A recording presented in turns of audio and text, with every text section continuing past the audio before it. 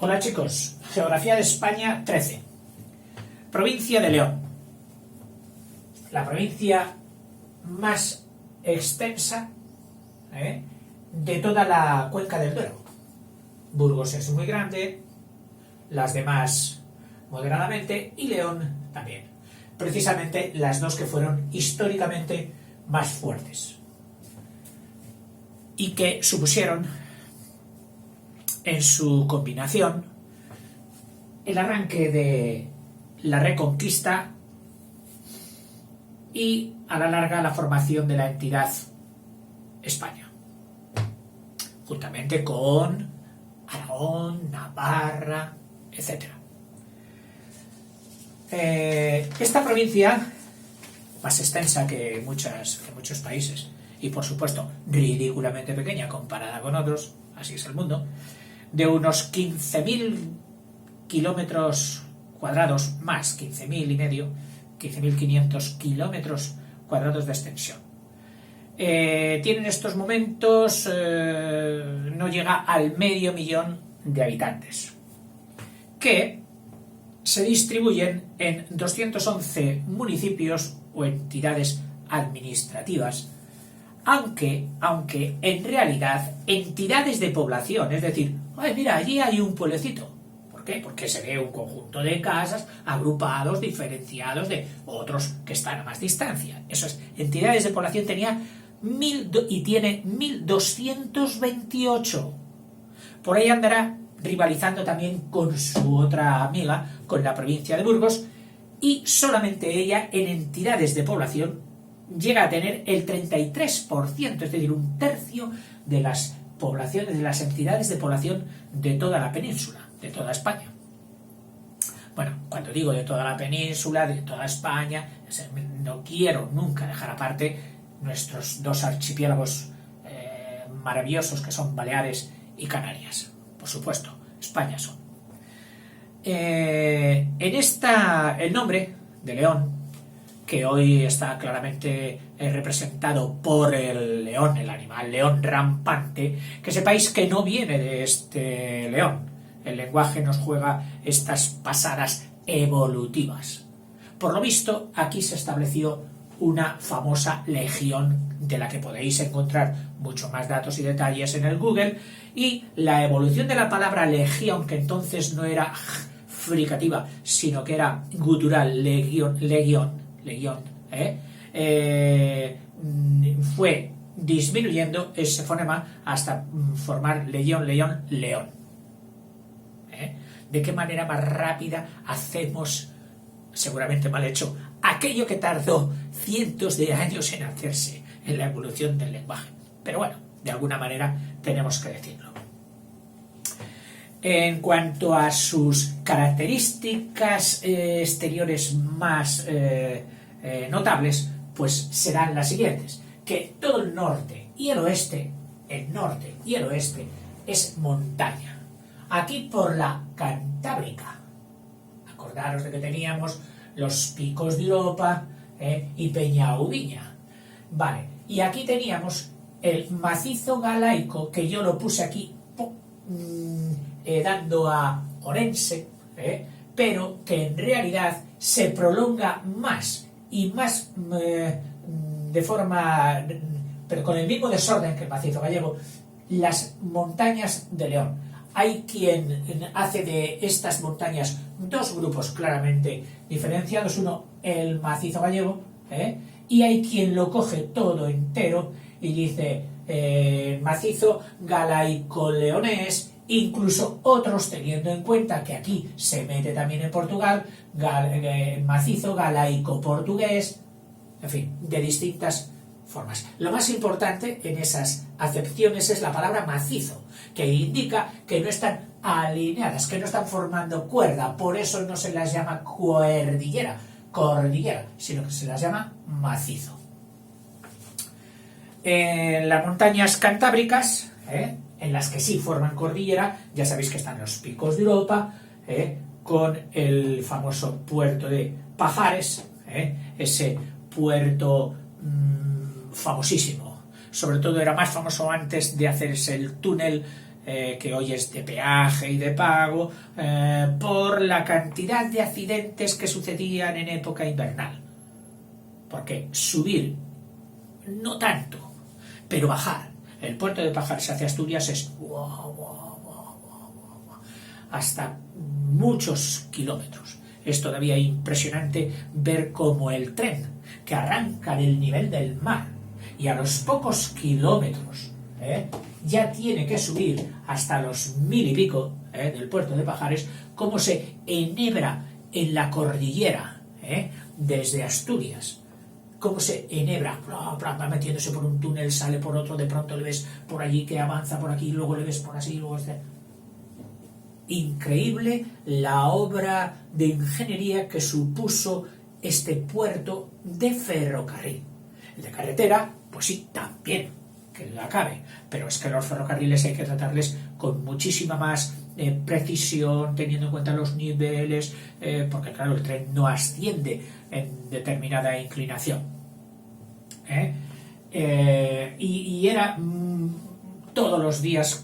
Yo estuve aquí en el pueblecito anterior al puerto de Pajares, en León, Villamanín, donde dice que se dan las temperaturas famosas, bajas, en la provincia de León, sobre todo en los páramos y montañas, de hasta 18 grados bajo cero.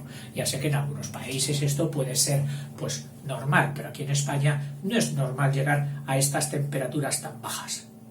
Todas las tardes veía cómo llegaban esos trenes cargados con esas bobinas gigantes de acero, de hoja de lata, como si fueran rollos de papel higiénico gigantes, de un peso extraordinario, de forma que cada vagón solo llevaba dos, distribuidos, los dos rollitos, y pasaba un vagón con dos, otro dos, de Villamanín. Hace frío, pero si alguna vez vas por aquí, párate antes de subir antes de subir al puerto, llegando a Villamanín. Hay un restaurante que ya sé que no es normal que yo pueda hacer publicidad desde aquí, pero es que es extraordinario, es que es impactante. En la gasolinera hay un restaurante asociado, Casa Ezequiel, que se llama, donde te ponen un embutido de León a unos precios baratísimos. Y buenísimos. Es increíble. Bueno, en fin, no te lo tomes a mal este trozo de publicidad que te he colocado aquí. Luego estarían los Montes de León, que empalman ahí, Montes de León, estos, mira, Montes de León, que empalman ahí con el macizo gallego.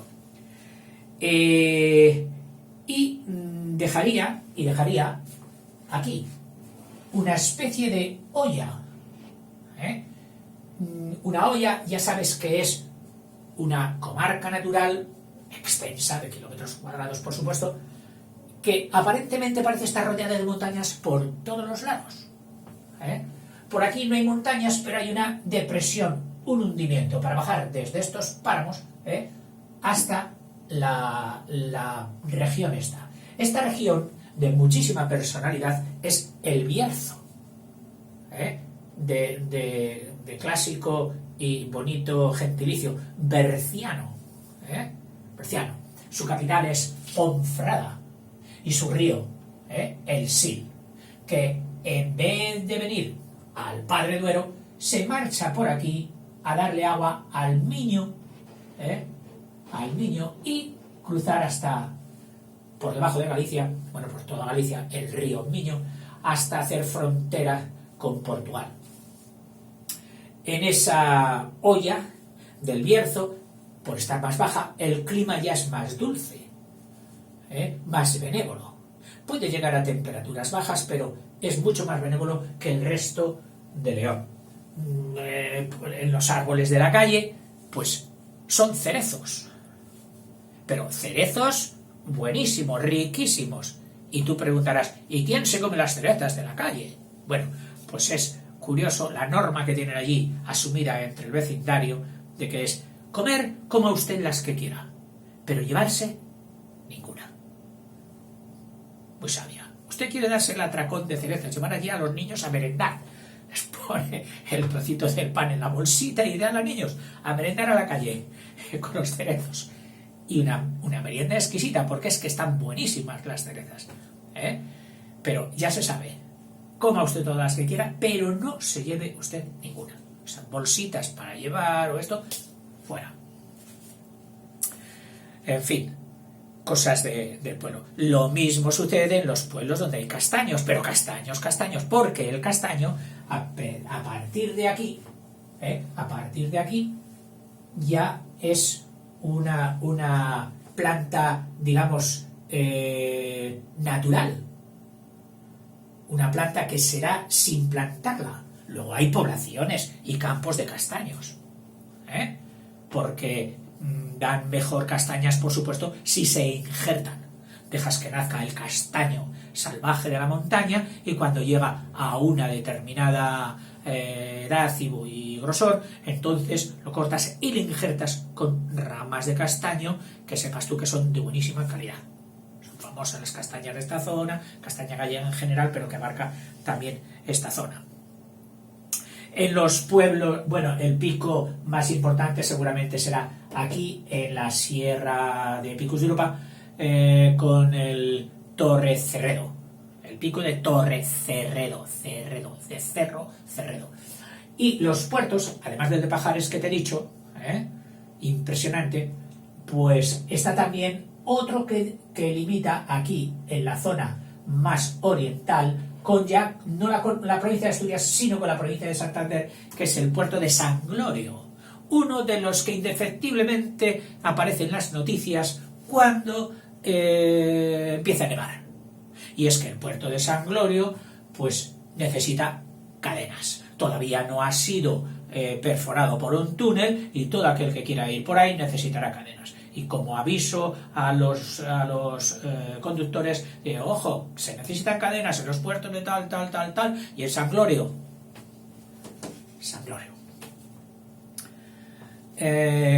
Las cuencas, es decir, los sitios donde arrojan las aguas, todas las que llueven en León, pues te puedes imaginar. Aquí hay unos ríos, me parece recordar que es el río Luna, no estoy seguro, pero bueno, lo puedes mirar, que dan a la Cantábrica, es decir, se escapan por algún desfiladero a la Cantábrica. Solo supone un 2,2% de la superficie de todo León. Pero todas estas aguas que caen aquí y que recoge el Sil, estas suponen ya más de un cuarto, 27% aproximadamente, de las aguas que caen en León. Y el resto, pues para el Padre Duero, que supondría pues un 72% largo. En cuanto a embalses, que tiene unos 5 o 6, están de producción eléctrica importante, el de Riaño, por aquí, por esta zona, el de Riaño, y el de Parma, que aparte de tener producción hidroeléctrica, los dos sirven también, es decir, tienen una utilización mixta, para sacarle canales de regadío y también para producción hidroeléctrica. Y incluso el de Parma, pues le han sacado también una utilización por su espectacular entorno y todo esto para deportes náuticos. Las heladas, no obstante, que es el gran enemigo de la meseta del Duero, tiene unas brujitas. Esas brujitas se llaman heladas, que son las que le echan a perder los cultivos. Allí cualquiera que plante una lechuga o un tomate solo tiene un enemigo. Oiga, ¿quién es aquí su enemigo? ¿Las hierbas malas? No, mire usted, aquí los enemigos son las heladas. Tienen trucos de todo tipo, pero no suficientes para librarse de una helada fuerte. Cuando, por ejemplo, el nogal, el que da nueces, está en flor, tiene las nuececitas ya pequeñitas. De repente, allí por mayo, por San Isidro a mitad de mayo, una helada, murieron todas las nueces. Ese año ya no hay nueces. Las tomateras, que ya en mayo lógicamente las han de plantar para que en junio y julio puedan recoger tomate. Bueno, pues yo he visto poner cada tomatera, es decir, cada planta de tomate pequeñita, abrigada, con tierra, pero además con un tejadillo formado así por dos tejas, como haciendo una capillita, y dentro la tomatera, para que el frío se quede, digamos, lo recojan las placas de arcilla, que son las tejas, y no llegue al 0 grados a helar a la plantita. Pero aún así lo tienen muy mal. Las heladas, que van desde noviembre hasta mayo. En cuanto al árbol silvestre que se da por allí, bueno, pues está el roble, antes de dar entrada al pino, aunque hay pino natural, no abunda. El roble es el que más abundaba, y mucho en su variedad de quejigo, que es un roble como encinao. El roble tiene la típica hoja esa lobada, o lobulada, mientras que el quejigo, tiene la hoja más endurecida, más coriácea y más apuntada. ¿Por qué? Porque estos lóbulos, como el de la oreja,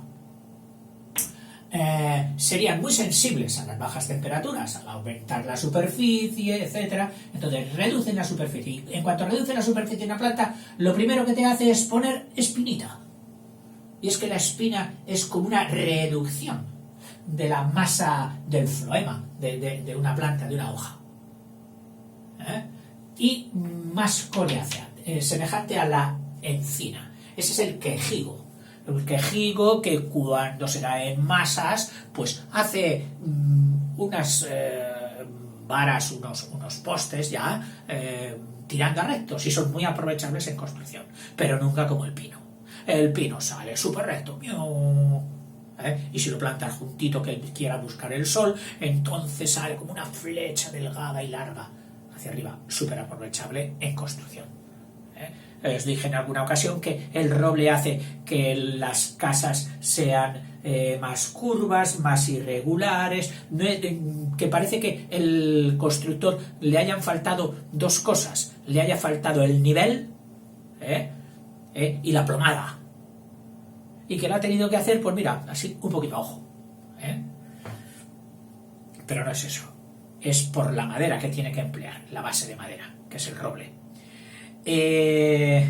Luego también el monte bajo, mucho, porque claro, las plantas grandes tienen más dificultad para aguantar las frías temperaturas, y la masa pequeña, la masa baja, lo que se llama el monte bajo, constituido en su mayor parte por helechos, el brezo, esa plantita de tipo leñoso, de hoja muy pequeñita para aguantar las altas temperaturas, con una florecita muy bonita y que da muy buena miel, una miel oscura, y luego también las famosas escobas.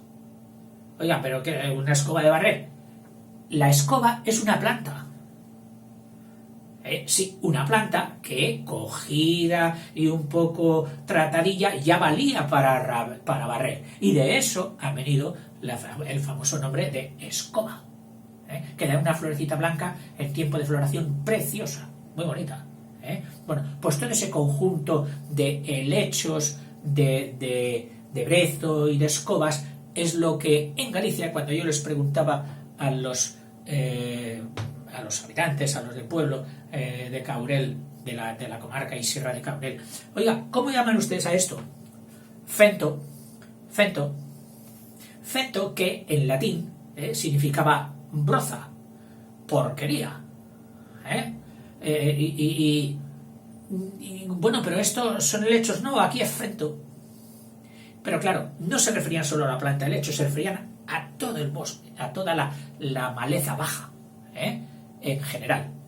Que como quieras ir un poquito campo a través, que es lo que yo a veces perseguía para ir. Yo veía en el Google, pero si este pueblo está solo ahí, mira, cruzando esa pequeña altura, y ya está el pueblo, ¿por qué tengo que dar toda esta curva de carretera tal? Me voy a aventurar, me voy a meter por aquí. Bueno, pues algunas veces me metí por el Fento, pero un Fento ya crecido que me llegaba por aquí, y aquello fue una batalla a brazo partido.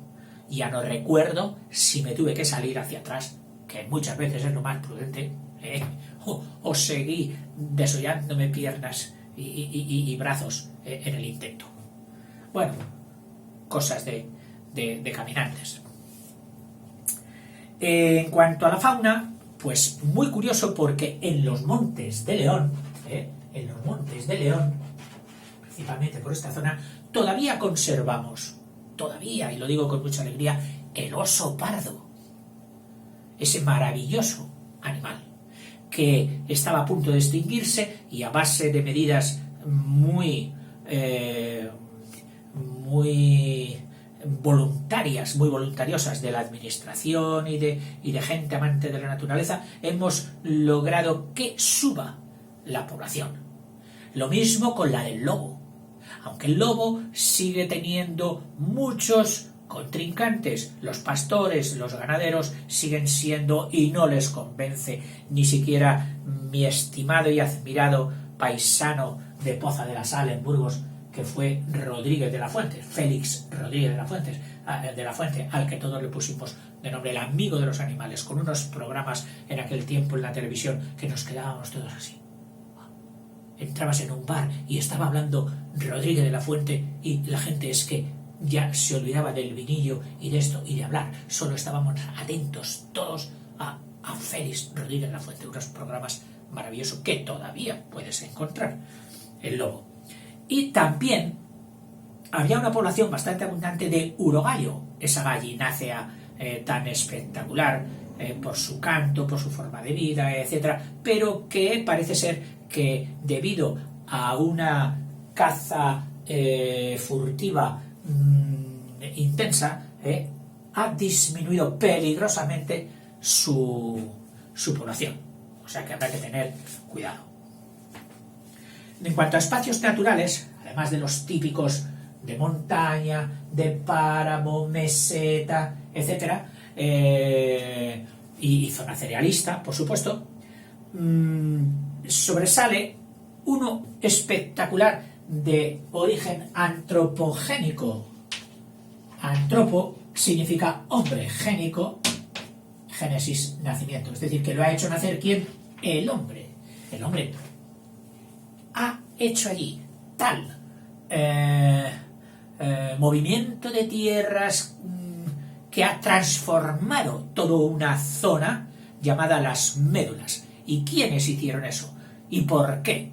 ¿Por qué? Pues es fácil entenderlo. Por el oro.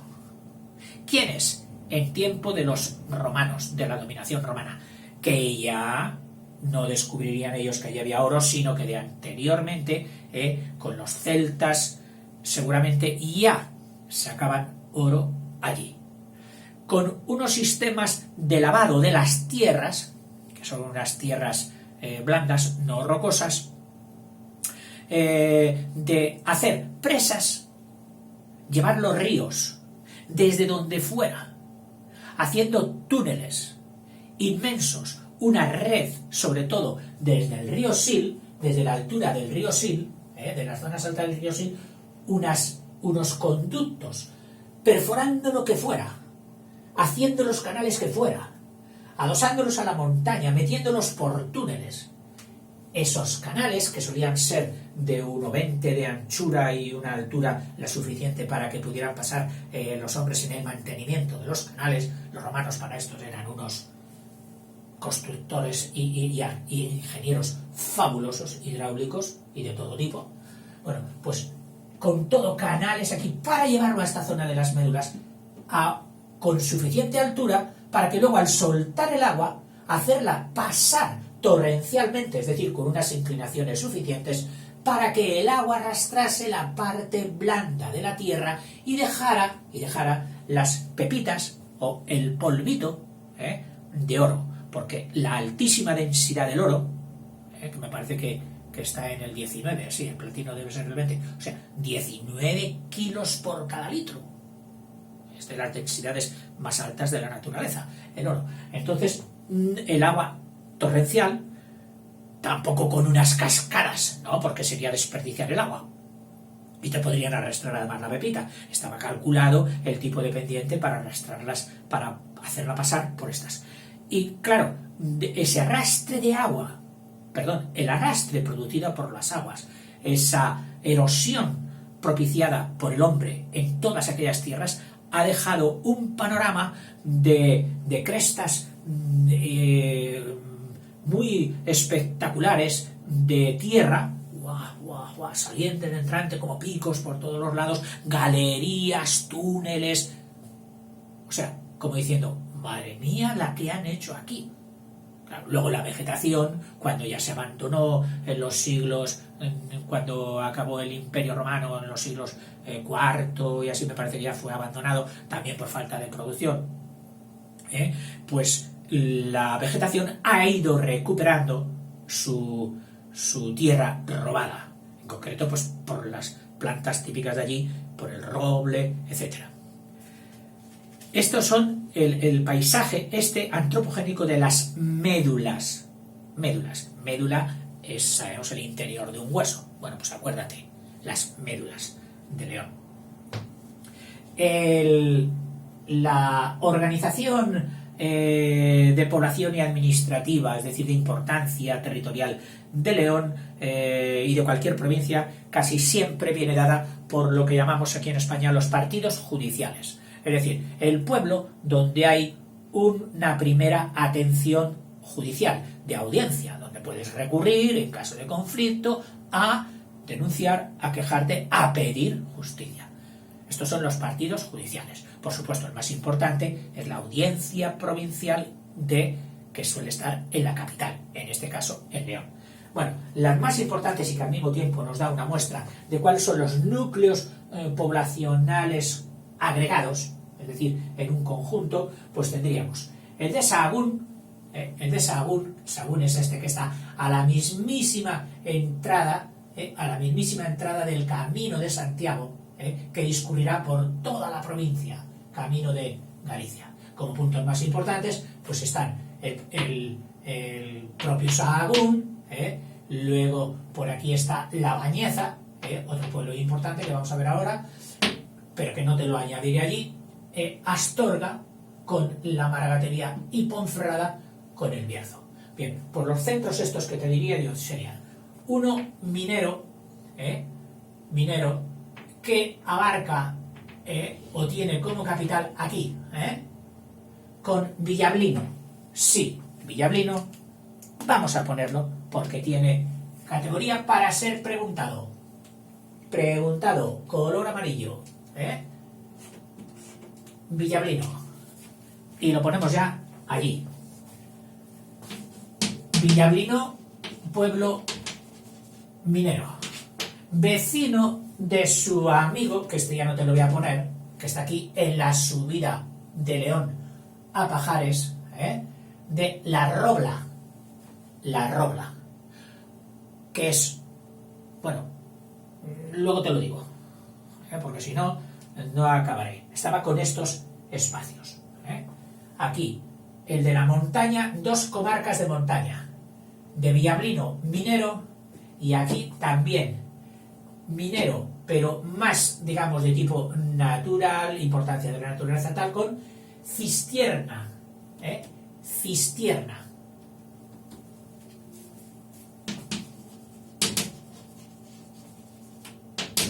Cistierna. Esta aspa lo tenía puesto aquí y no sé si lo tenía por Riaño, porque es el pantano que hay ahí. En todo caso, si yo un día te pregunto en el examen esto, bueno, pues te admitiré ambas cosas, te admitiré Cistierna y Riaño, el pantano. También está ahí el embalse de Parma, Riaño y Parma. Por supuesto, en el Bierzo, Ponferrada.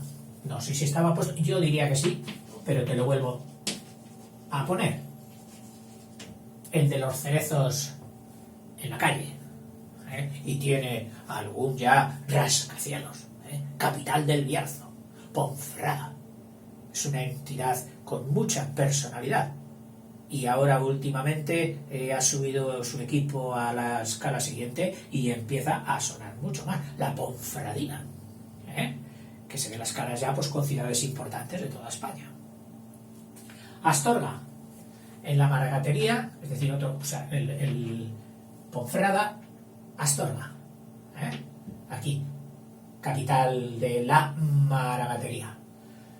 Aquí está, en esta parte sur, en esta parte sur de aquí, está una población importante, nudo de comunicaciones, desde aquí para dirigirse a Galicia o a León al norte, que es La Bañeza, famosa no solo por sus buenas comunicaciones, sino también por sus alubias de La Bañeza, que seguramente compiten con las de Barco de Ávila, de Salamanca, ya las veremos. Una de las mejores legumbres, las alubias de La Bañeza. El de Sahagún, que ya lo hemos dicho, ¿no? El de Sahagún, y luego ya, pues, el central, de norte a sur, dirigido por la capitalidad de la ciudad de León. Esos serían los puntos. Tiene un aeropuerto a muy poquitos kilómetros en la proximidad de la capital, con muy poquito tráfico. Mantiene lo más asiduo, seguramente es León, Barcelona. Siempre el camino este del norte, de este a oeste, ferroviario, era antiguamente, lo llamaban a este tren, ¿cómo lo llamamos? El Shanghái, ¿no? ¿Cómo lo llamábamos? Bueno, con un nombre especial. Duraba 18 horas o más, desde Barcelona a Vigo. Desde Barcelona a Vigo. 18 horas o más de recorrido. Bueno, aquello era como meterte en el Transiberiano, el Shanghái, creo que lo llamábamos. Pasando por Zaragoza, Logroño, Miranda, luego bajaba a Venta de Baños, de Venta de Baños se dirigiría de Palencia, de Venta de Baños. Fijaros, desde aquí se dirigiría pues a La Bañeza, de La Bañeza por Astorga seguramente, o no lo sé, no creo, Ponferrada, y aquí para subir a los montes y a las regiones altas de la provincia de Orense. Yo leí, y parece que es cierto, que en los túneles para subir lo que en carretera se salva por el desfiladero de Piedrahita, de Piedrahita, el tren lo hacía, pues claro, subiendo, lo mismo que hace el de Pajares desde Asturias, y cuentan que hay un círculo completo, es decir, que el tren entra por aquí, va subiendo, y para lograr más altura antes de salir aquí, pues necesita dar la vuelta completa por el interior, pero a otro nivel, como si fuéramos subiendo así, pero un círculo completo, es decir, los 360 grados. Si un viajero llevase su brújula aquí, vería que de repente la brújula empieza a variar, y cuando llegase por aquí diría, oiga, que estoy retrocediendo. No, porque luego vuelve a dar la vuelta hasta salir a la parte de Galicia. Curioso. Claro, nadie lo ve. Tú solo ves que entras en un túnel, pero nadie está atento a si el túnel tuerce o no tuerce. No se aprecian esos en los movimientos del tren, y eso no se aprecian esas curvas. Son curvas muy amplias que tiene que dar el tren, de varios kilómetros de radio, supongo. Pero curioso. ¿Qué más diríamos? Sí. En cuanto a energía, en esta provincia. Voy a acelerar un poquito porque el tiempo me acucia.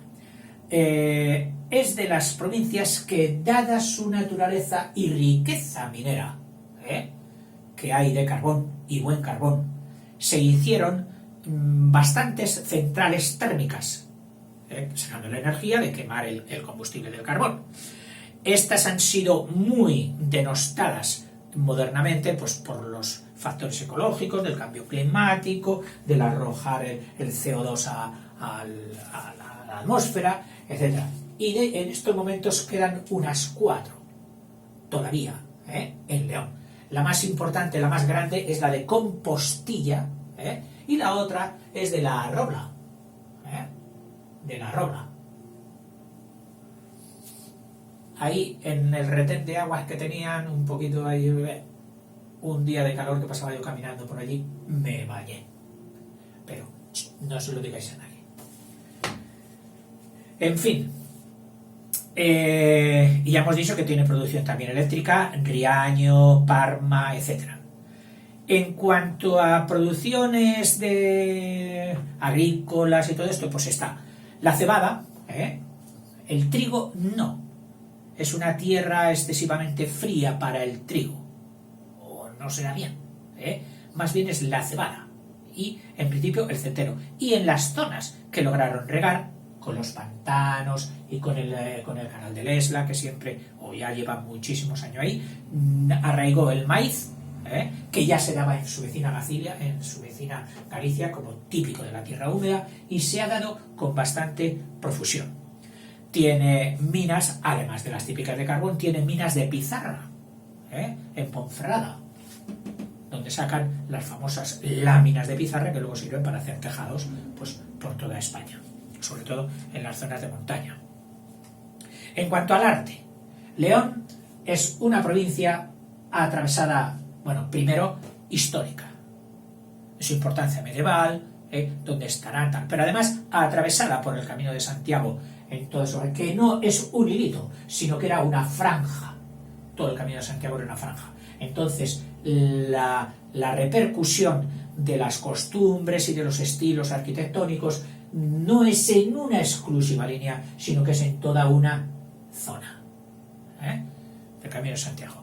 Las más importantes artísticamente son las Catedral de León, una de las más bellas de España, y sobre todo la más pura, la que tiene menos eclecticismo o mezcla de estilos, de León. Siempre destacar en ella la exquisitez de sus vitriales, de sus vidrieras, las típicas que distinguieron básicamente una de las distinciones más notorias entre el gótico y el románico. En el románico te hacían una sala grande, fuerte, que aguantase siglos, aunque el techo con la bóveda de cañón era tan pesado que acababa cayéndose.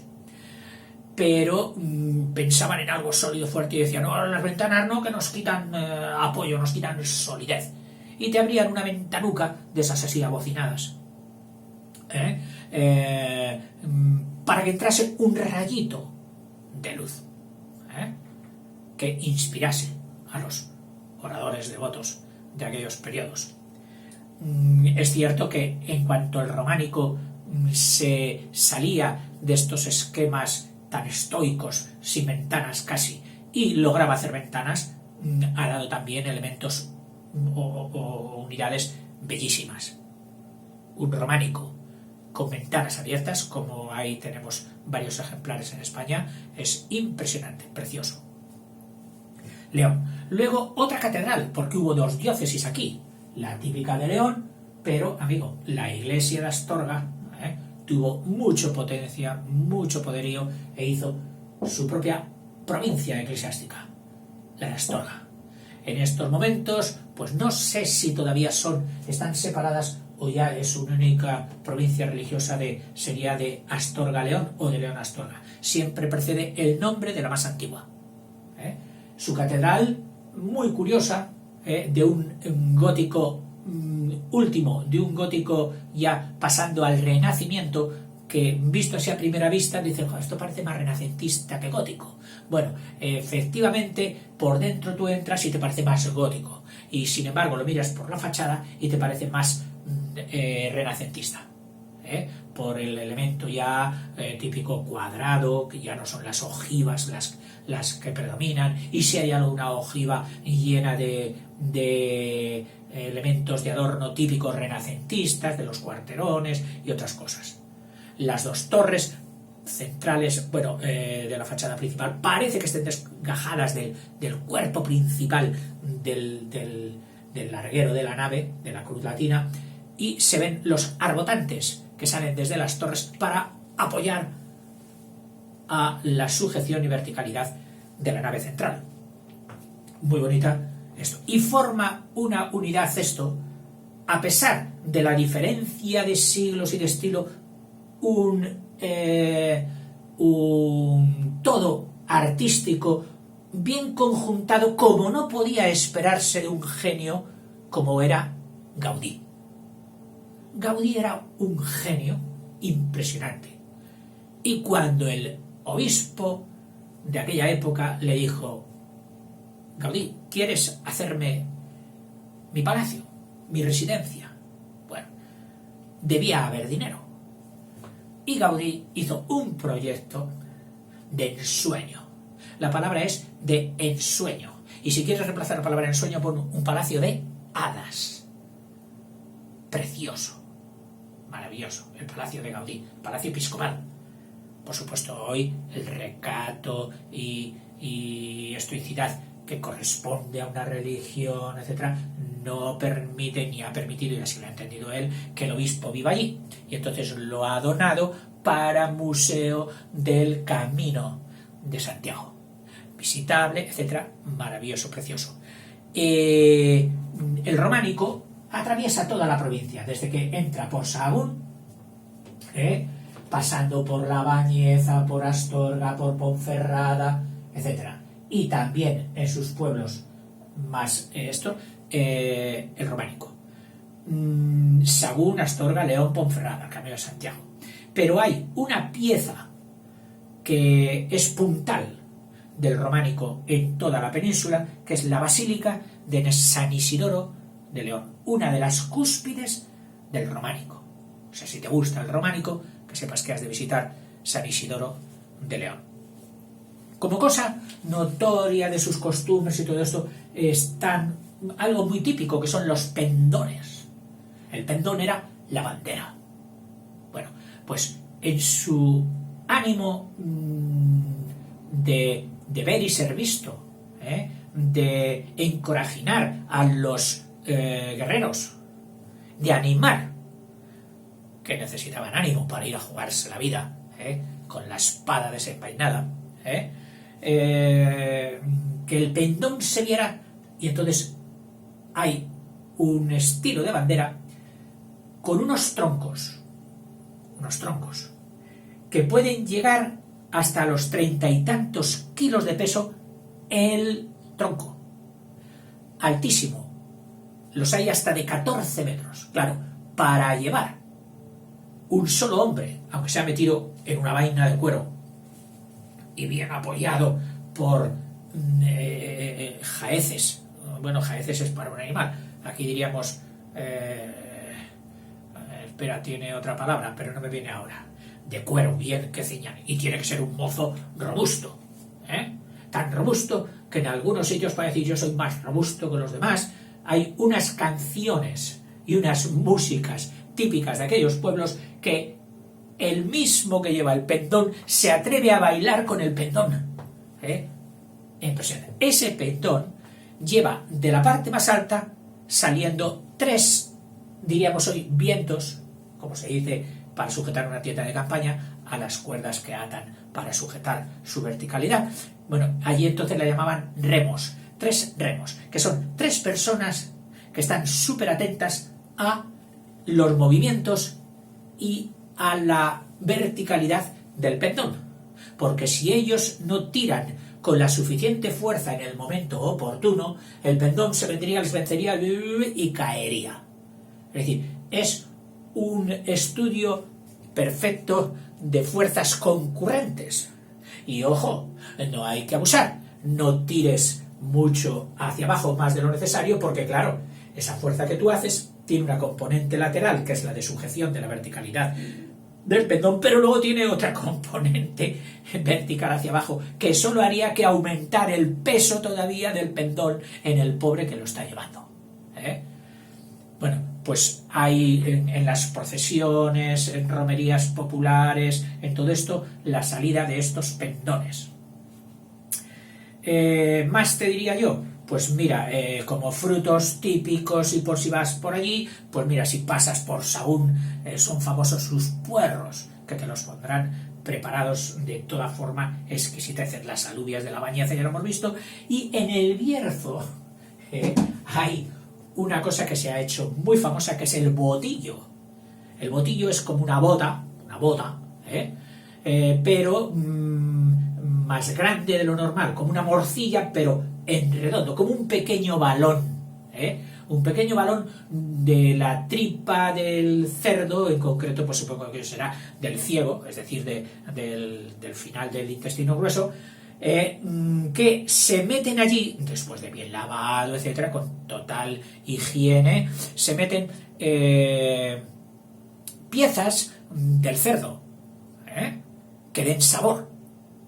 Y bueno, eso luego se mete todo ello en el puchero, en la olla. Y durante horas de cocción, el botillo va soltando sus efluvios gastronómicos y riquísimos. No pensemos ahora en el colesterol, que dan un sabor genial. ¿Y con el botillo luego qué se hace? Pues hombre, entonces luego ya, después de cocido, hecho el caldo, comida la sopa, etcétera, o con la legumbre que también seguramente rodeaba a todo este cocido, y patata, y nabo, y col, y cosas de esas, pues el botillo se abría, y se comía todo lo que había quedado cocido allí, que por el volumen que tenía, había logrado dos cosas: dar sabor, pero no perder también, no deslavarse mucho, y mantener su sabor exquisito.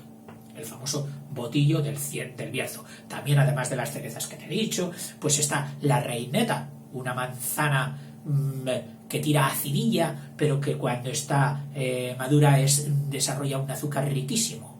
Una manzana fuerte, muy bonita.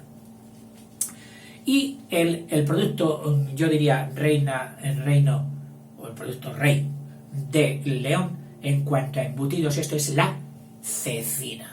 Una palabra que hay que escribir con letras mayúsculas. Cecina. En España hay dos embutidos que se disputan el trono. Y hemos dicho, vale, pues el trono para los dos, rey y reina. Rey, el jamón. Sobre todo el jamón de cerdo ibérico, el famoso de pata negra, que es el de cerdo que en Portugal llaman el cerdo preto, el cerdo, y en Andalucía lo llaman también el cerdo guapo, lo llaman el guapo al cerdo. Bueno, pues es el cerdo de piel negruzca, tirando a negro, y de pata negra, cosa que el cerdo del otro, del resto de España, es el cerdo de pata blanca, que hace muy buen jamón.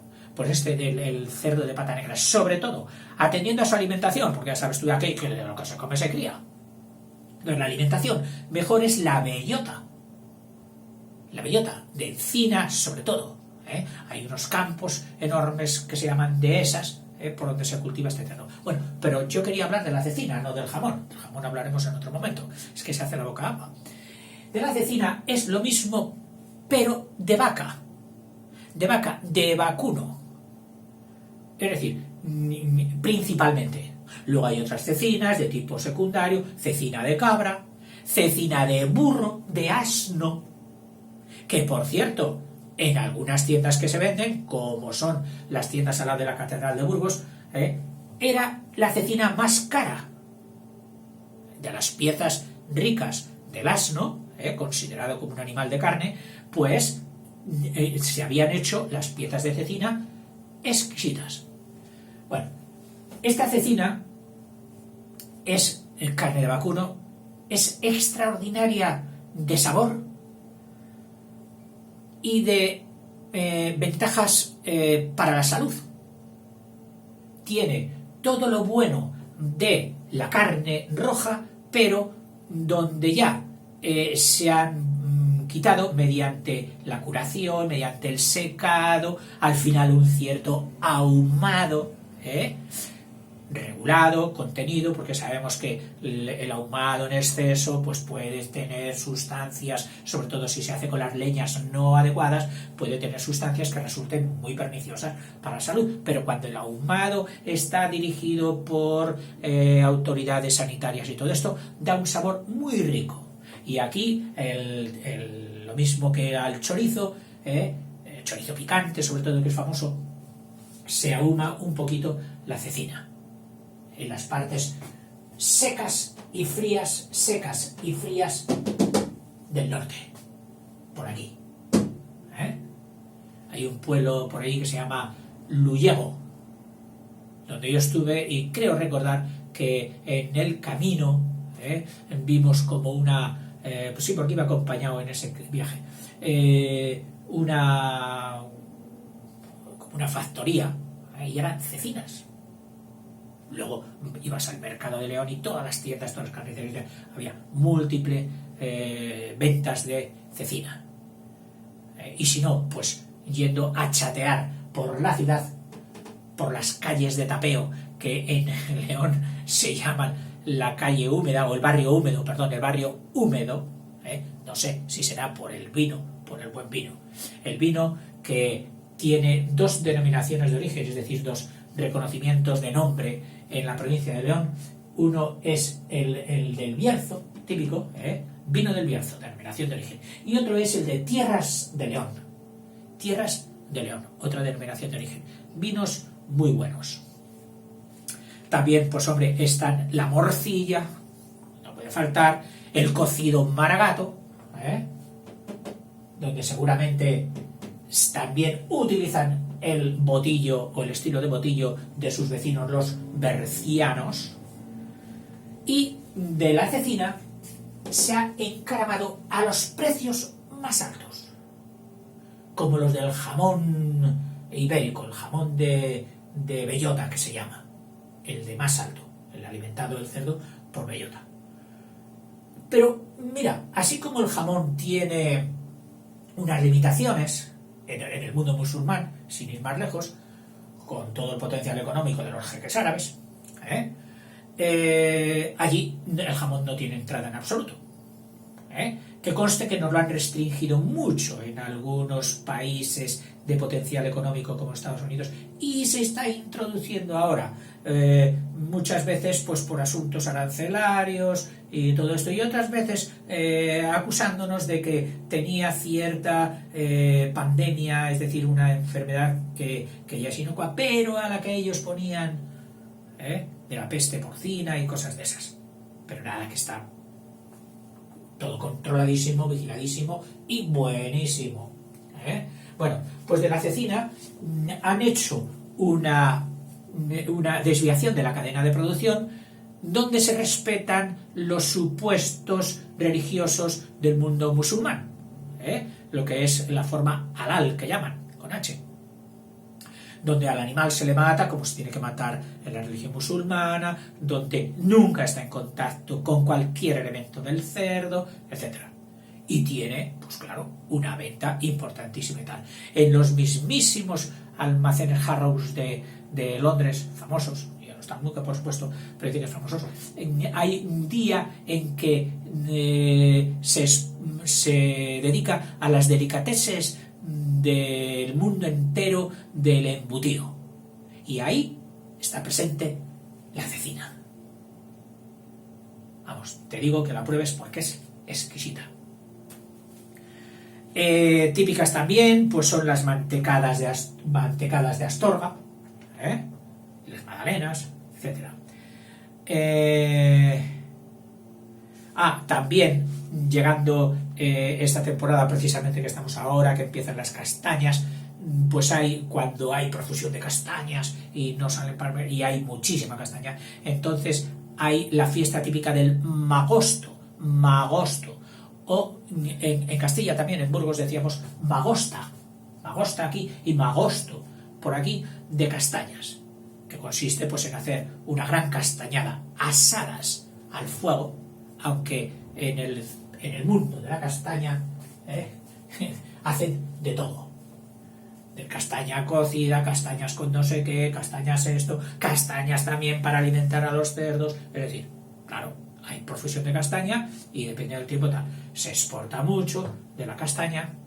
Fíjate, curioso que en el mismo Huelva, en la zona máxima del jamón, en la tierra de Jabúo, yo vi castañares en la ladera de la montaña como no había visto pues en toda esta zona, es decir, distribuidos geométricamente, un castaño, otro. Se cultivaban, incluso se araba el suelo y se recogían castañas, porque es un clima atlántico muy especial, atlántico y seco al mismo tiempo, que es el que facilita el clima para el secado del famoso jamón. Un clima espectacular. Cuentan que una alegación de chinos que están atentos a repetir todo y a imitar y plagiar todo lo mejor del mundo, sabiendo que el jamón tenía ese cartel y ese mercado, han querido hacer jamón, y fue una delegación de chinos, de técnicos, a ver, examinar el clima, examinar la flora, examinar esto, examinar todo otro, para poderlo reproducir en China. Y entonces, después de analizado todo el entorno meteorológico, faunístico y de flora, etc., encontraron una región en China que era la más parecida. Solo faltaba una cosa, que era el sucedáneo o la sustitución de la bellota. Pues encontraron un fruto también en la Gran China, con toda la variedad de población y de vida que tiene, pues encontraron también cuál era el producto que más. Y no sé en estos momentos cómo irá el jamón chino, pero seguramente que bien, porque son tenaces. En fin, y pues ya no sé qué más decirte de León, sino que vayas, que es fabuloso, las tierras de León, variadísimas. Recordarte las comarcas que teníamos aquí, que eran la Ribera, el Páramo, la Maragatería, tal. Y voy a hacer un repaso, por si me he olvidado de algún nombre, de los 1, 2, 3, 4 y 5 que hay aquí en la provincia de León. Tenemos Cistierna, Ponferrada, La Bañeza, aquí, La Bañeza, amarillo, La Bañeza, Astorga,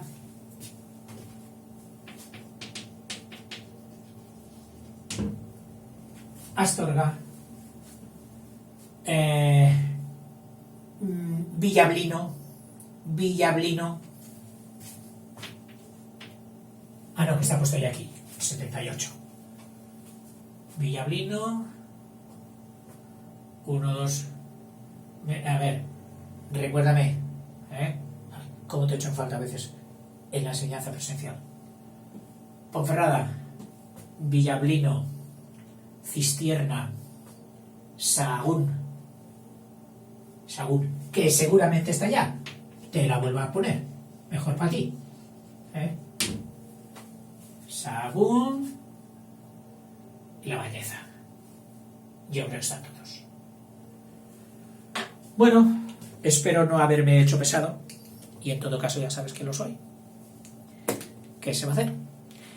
En la próxima vida seré menos pesado. Hasta luego.